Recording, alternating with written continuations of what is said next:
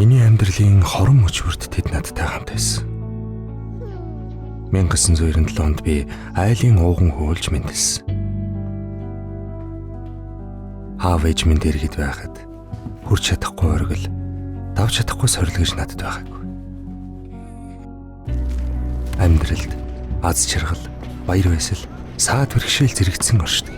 Хүнд хэцүү саад бэрхшээлийг хамтын хүчээр даван гардаг гэдгийг ихэд ойлгосон.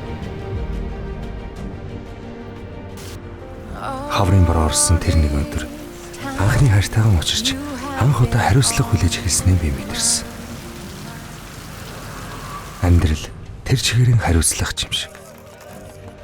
Анхны төмөр хүлгийн бэлэг болгон авч алтан шар зам дээр бусдын өмнө хариуцлага хүлээсэн бол одоо би олон хүний амьдралыг хариуцж яваа хариуцлагатай нэг. Таны амьдралын хорон мөчвөрт бид тантай хамт.